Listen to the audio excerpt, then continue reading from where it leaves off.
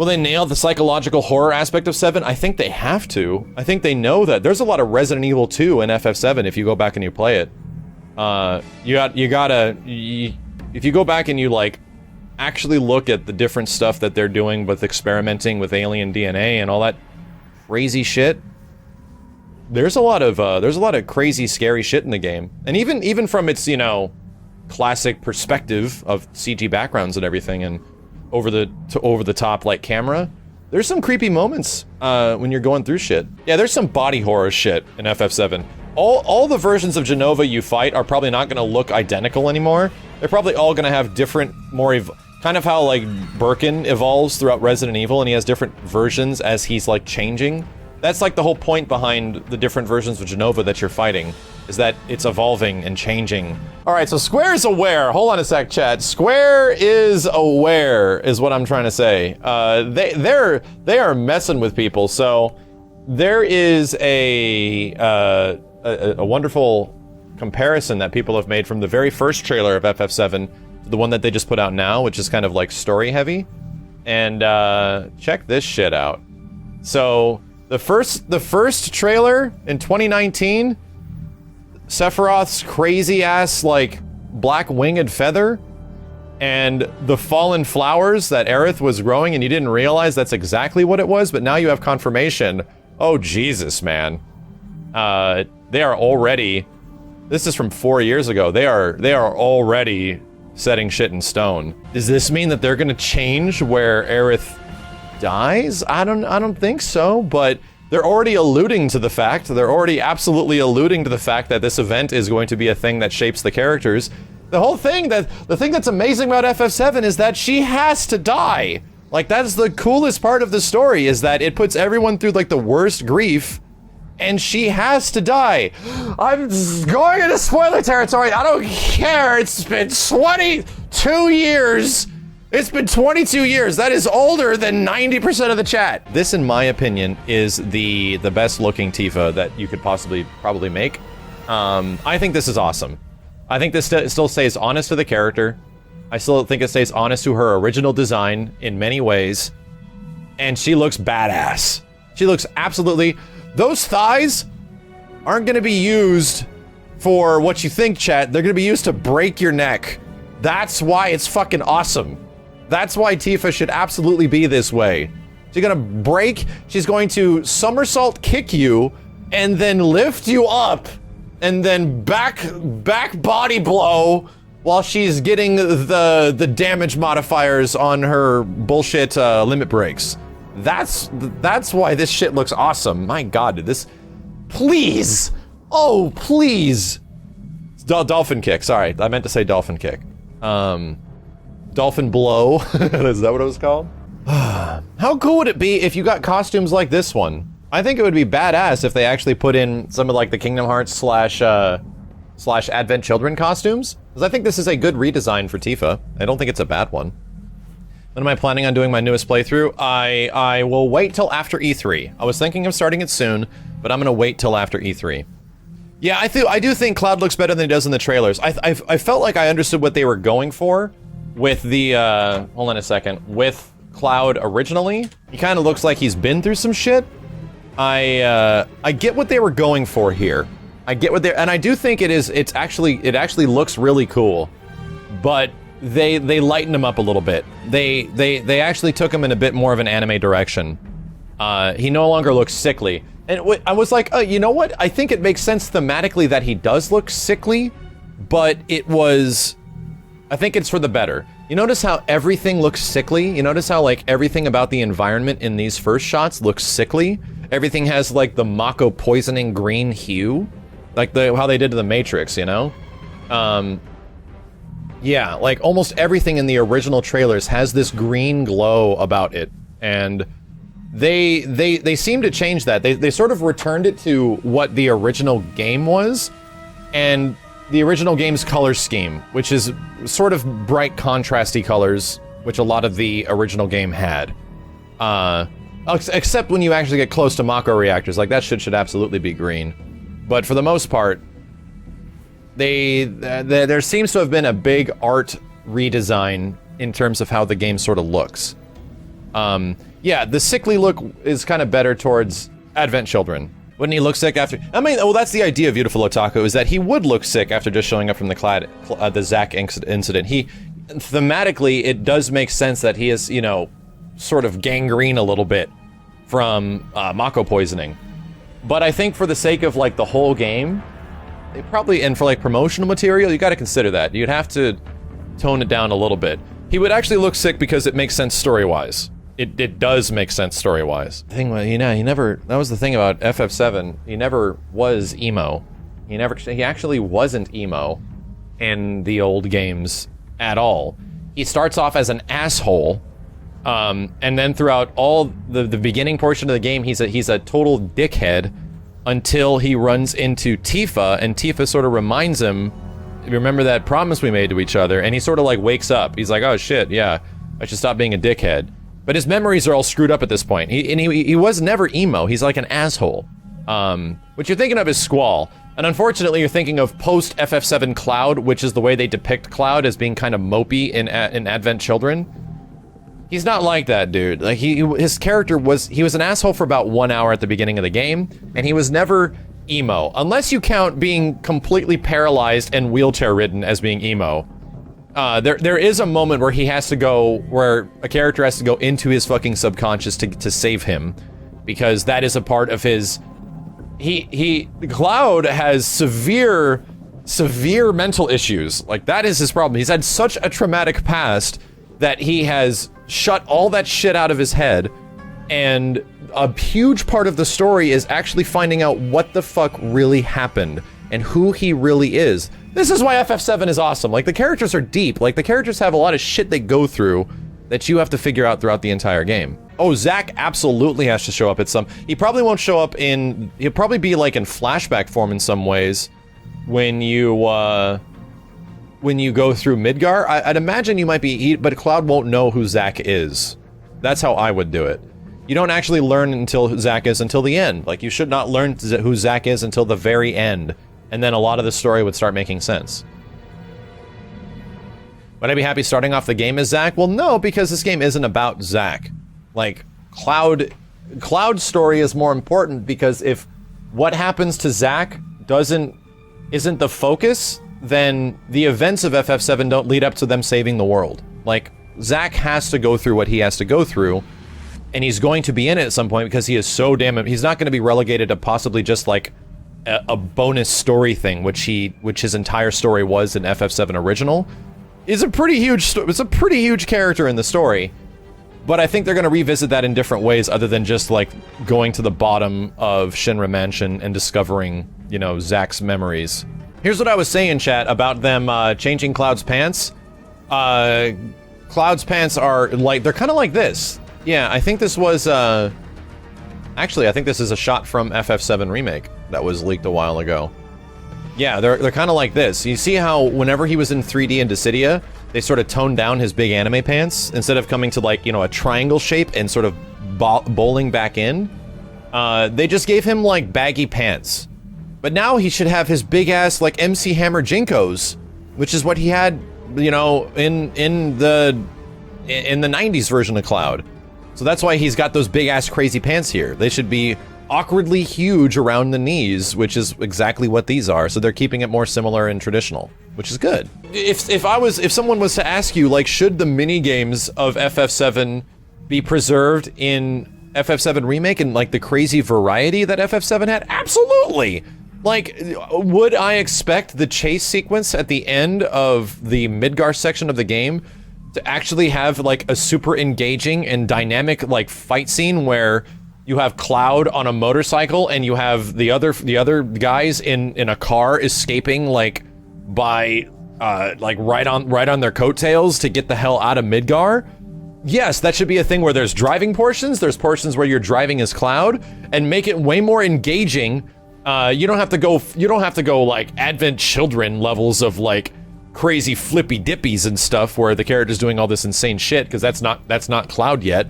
But you can make it in a really cool, engaging action scene. Like, that absolutely should be that. It should be playable too. There should be shit on the line, and you should be a character, like, jumping and stopping things. It shouldn't be Cloud just literally on a bike going like that's not what I would do. I would definitely not do that. So actually make it fun and make it different. That would be cool. You could live without the snowboarding. Could you though? I think I could live without. I think I could. Okay, what would I cut? I would cut giving CPR to the little girl. I would cut giving CPR to the weird dolphin little girl. Like, that character can stay, but we don't need her to. We don't need a CPR minigame. I don't think we exactly need the Fort Condor minigames. I think you can do a different kind of minigame for Fort Condor. Because it was like this thing that they just tried to do and they were able to stick it in the game. Like, I think that could go as well. I would prefer something more engaging than remaking this weird strategy game that ultimately is pointless because you just let the enemies get to the top, you fight one monster, and that's it. Anything materially implemented in the game with the action combat? I think they need to identify what made Materia fun in the previous game. What makes Materia fun? And the answer is possibilities. The answer is combinations. Unfortunately, as an early game FF7, game, you don't get to utilize that at all. The most interesting combinations you kind of have with Materia are just taking the blue Materia all and magic or cure and sort of linking them up. And that's about it for like the Midgar portion of the game. You just don't get a lot. There absolutely should be more engaging things you can do with Materia, because even upon playing through the game like 6 or 7 times, I found crazy Materia combinations that I never really did before that were crazy effective and really fun to do. So yeah, there absolutely should be, that should be preserved in some way. Just make it so that, let's let the players figure out how this Materia stuff sort of works and just leave it open-ended so that people can make Materia be fun and crazy and can do things in combinations that, yeah, you should be able to make game-breaking combinations, and if that shit's broken, then you can patch it out down the line, but you should give the players the option to do crazy shit.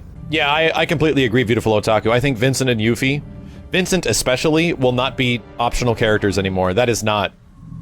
I think you can add optional other things, You can make other maybe characters from other FF7 portions show up and they could be optional, but they shouldn't be like party members. Like the core party members, Yuffie and her Wutai adventure should be absolutely a staple in the game once you land on that easternmost island. And finding Vincent at the bottom of Shinra Mansion should absolutely be a thing that happens, That should be a thing that is the way it is.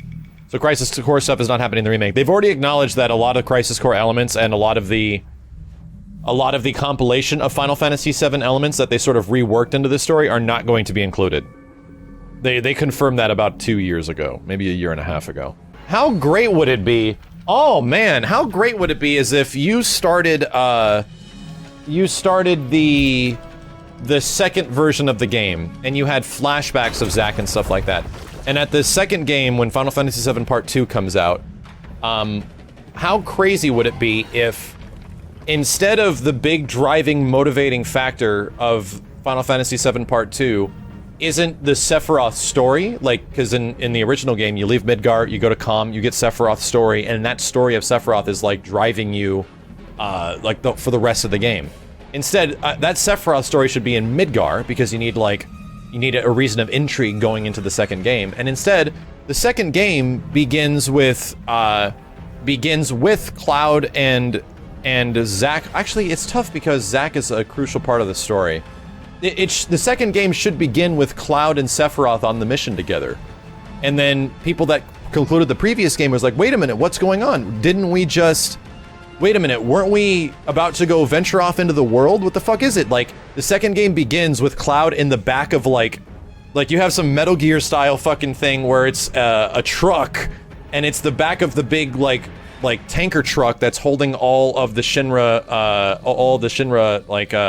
soldiers as they're making their way to, the events of the flashback. How cool would it be if it was just Cloud and Sephiroth, like, in the back of the truck, like, bouncing up and down, and that's where the game starts. The game begins with you piloting Cloud as you're getting to, as you're on your first class soldier mission. And then as your characters approach, as your characters actually approach Nibelheim and you get there, Cloud wakes up in calm, and you're like, oh, what the fuck is going on? And you leave calm, and then and there's your open world, and the game begins. Storytelling, like, and then throughout the rest of the game, as you for example, you would get to like Junyun Harbor, and you would have to spend the night at Junyun Harbor, which your characters do, or Gunga, what the heck is the name of it? The one where you find Titan. There's places in the game where your character like can spend the night, and you kind of have to spend the night. Make it so that when Cloud goes to sleep, he's getting his flashbacks. You're able to play those moments where suddenly he has to wake up, and he's woken up by Gonzaga, yeah, where your character is woken up from the flashback of you playing through shit, and you're kind of learning more stuff about Sephiroth as you are hunting him down, and you have your memories of him, but they're not complete. But you as the player are learning more about this shit as your character sort of falls asleep and is able to play through that shit. Like that, that's how a lot of the storytelling stuff should move around. Like that's how a lot of the stuff that we're already aware of should be restructured. That's not a decision from Nomura. That's a decision for the scenario writer. And the guy who wrote the scenario, I'm pretty sure, is the same guy that wrote the original FF7. Didn't FF8 do that? Well, I'm not saying it has to be like when you go to sleep. I'm not saying it's like a thing where you go to sleep, but there should be moments where Cloud is introduced to these sort of Sephiroth flashbacks throughout the game, instead of just blah, like we're just gonna shove it all right here. Here's a shit ton of information really fast.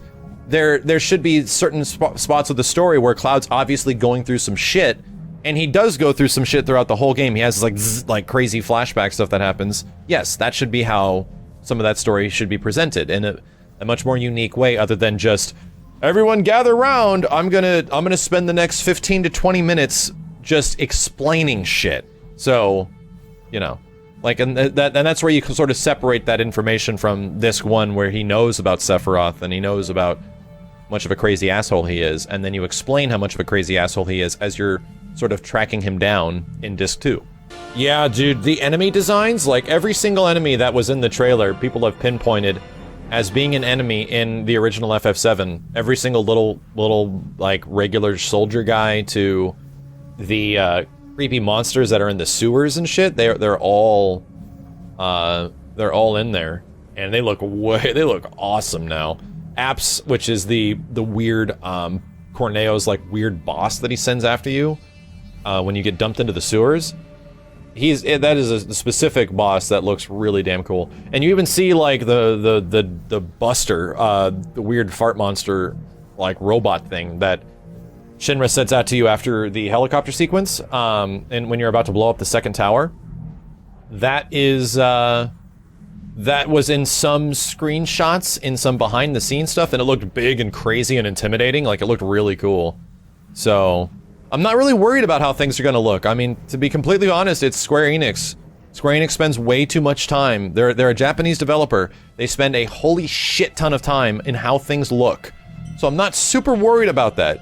I wasn't really worried about how things looked in FF15, nor is that ever really an issue. It's outside of some parts that obviously didn't just get the time and needed to have more polish. I don't think anyone was worried about how things looked in Kingdom Hearts. Everything looks pretty damn good. I'm not really worried about how things look. Like, they're gonna spend more time than they should on the visuals. Yeah, the Crazy House. Yeah, how crazy would it be if... I think the Crazy House should be some... like a home that was taken over, and the house should be some sort of weird like sort of like tentacle monster that's what its legs are, and it holds itself up. But imagine like imagine the story. Here's how you write in the Crazy House. Shinra's crazy Mako bullshit gets into someone's family pet. And their family pet, because they've been wandering around the lower slums, which is obviously nasty and fucked up and just like the gross part of the upper plate, and gets all the like crazy Mako poisoning and stuff because they're right at the center of that shit. The Hell House should be a home a small home that belonged to someone on the lower plate that their home pet got like poisoned by some crazy shit and turned into a giant crazy monster, and like there's tentacles coming out, and it shoots all this crazy nasty shit at you, and it actually has legs that it holds itself up, like it uses the house as like a turtle shell. That's how you make that enemy sort of work, because that makes sense. Like that suddenly makes sense. And it picks up other weapons and is defending himself. Like there should be a reason why things happen. It's pretty much a hermit crab wearing a house. Yeah, exactly. Like there you go, because everyone on the lower plates has been dealing with crazy shit for a long time. Midgar is looking too clean. Well, we haven't seen a lot of lower Midgar, you know? I think in the trailer you see a lot of the upper plate, because that's where it's like kind of nice. You saw a bit of the lower plate in the first trailer, where Cloud and Barret are like walking down obviously on the lower plate. And it's like, yeah, bustling and close quarters and cramped and all that shit. But upper Midgar is kind of clean. And that's where the factories are. So, I don't know. I think we need to see more.